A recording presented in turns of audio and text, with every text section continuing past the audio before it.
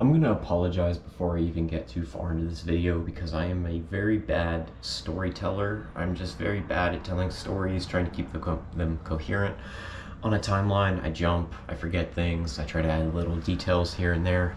But this is the story about running from the police whenever I was a youth. I think I was maybe probably 15 or 16 during this time. I would say anywhere from 14 to 16. Me and my friends, we would go out at night, and we lived in a small town, and we would just go out at night and explore. We would say, I'm going to sleep over here, but really we would all say we're sleeping over each other's houses, the strat. And so that's what we would do. We would go out at night, we would go walk the railroad tracks, we'd go explore the town, we'd go explore and just like have our freedom. We would just go explore the world, and it was awesome, it was great. And we did this a lot, but one time, and there's other stories about running from people, including the railroad. Maybe that's a story for a different time, but this one time, we needed a place to sleep for the night, and at the school in our town, there was this big playground, this big playset thing, this big metal playset. So we went to go sleep there after we were like wrapping up the night, and it was so cold. I mean, it was freezing. We tried to huddle together, and this thing was metal, so it was just super cold. So we tried to huddle together to sleep on there, and we just couldn't. I mean, none of us could sleep. I mean, that's just you can't sleep in a place like that. And our friend Thomas, he gets up, he gets on his bike, and he bikes back home. I think he goes probably 2 or 3 miles up the main road, and he bikes back home because it's totally miserable. We didn't blame him. We kind of wish we did the same thing. But some time goes by after he leaves, and we can't sleep, and we need to charge our phones. And down by at the school, there is an outlet. There's a charger that we can go plug ourselves into. And this is what I'm talking about. This is why I apologize, because I missed a key detail. Before that, we were just goofing off. We were goofing around, and I ran down to the school because there was this big dumpster, and I kicked the giant big steel dumpster because it makes a really loud noise.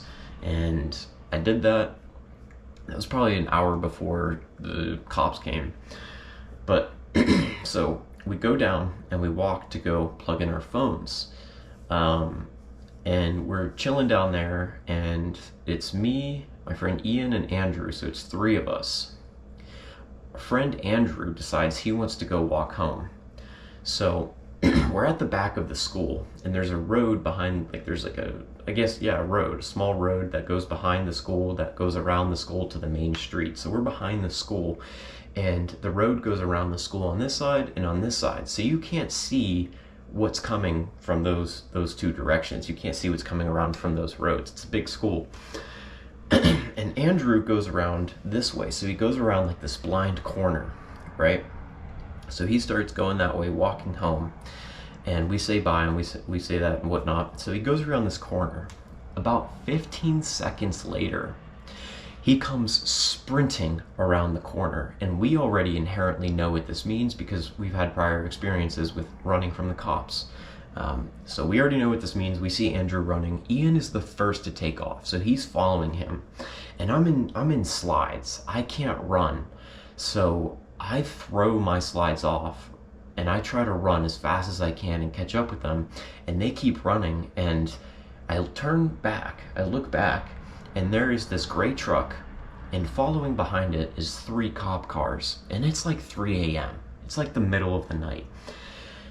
I'm in the back. These cars pass me because I'm too slow, and they keep chasing Andrew and Ian. Andrew and Ian make it back to Andrew's garage, where they basically hide out. They just run through the streets and the alleys of our town, and they make it back to his house. Safe place. What I do is I kick off my slides, I grab them, and I go down the hill. There's a hill behind the school that goes down to another playground in a nature trail. And I go down there, and I run straight into the woods. My adrenaline's pumping, my pupils have opened so much so I can see in the dark. The nature trail is totally pitch black. I go and I hide in the woods. And then probably 5 minutes later, whenever I think, I'm just trying to get situational awareness. Where are these people? What are the cops doing?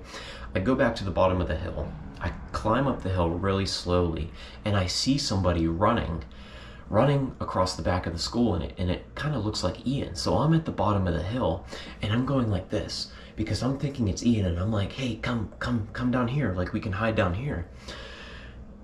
It wasn't Ian, because Ian and Andrew, after the fact, I had learned they had gone back to Andrew's garage. They had made it back there. So I was waving to this person, and thankfully they didn't see me. Oh my gosh, thinking back to that time, I'm so glad they didn't see me. So I'm waving to this person, and they don't see me, and they keep running, and I try to go up the hill so I can say something in case it's Ian. And I go up to the hill, and the guy running that I'm waving to, he runs to this group of cops. There's like 6 cops standing there just like all talking, and I'm like, oh crap. And I like make my way slowly back down the hill as quiet as I can be, and I sprint back through the woods, and I find this spot in like this log, and I like cover myself in these leaves and all this stuff, and I'm sitting in there for like 30 minutes, and it's so cold. My adrenaline's pumping. I can hear like water droplets hitting the ground from super far away. Like my adrenaline is just, it's pumping so much. And I can hear noises, like I can hear voices talking, and I can just like hear little things that tell me that somebody's here, somebody's looking around. And I get up into a crouched position to just sort of get an idea of what's going on, who's here. And I'm pretty close to the trail, but I'm hidden pretty well. And I can see in the darkness this person, this figure walking through the trail. And I remember going, really quietly, just hoping that he hears me, and I'm thinking that it's Ian. It's not Ian, it's somebody else. And I don't know how, but they didn't notice me. And I saw them clearly walking, and they go past me, and I'm so confused, I'm terrified, I'm scared. I was just so terrified, to be honest. My adrenaline was pumping. So I stay there, and I lay back down in the woods, and I'm freezing cold. I was so cold, and I was so terrified for hours and hours and hours. And I lay there and just stare at the sky until I start to see some light come through the sky. And I see the light coming through the sky, and I'm like, okay, it's not nighttime anymore. I'm allowed to be out during this time, but I still have the clothes. I look dirty, so if a cop sees me, they know I'm going to be that kid that they were looking for, one of those kids that they were going to be looking for. So the light comes out, and I'm freezing cold, and I'm like, I have to get home. My house is, a 15-20 minute walk through town, through the main street, back up to my house. And I climb out over another hill to get out to the parking lot of the school, and my adrenaline's just pumping so much. And I get up to the hill, and I'm just looking around, and I'm like, okay, there's nobody around.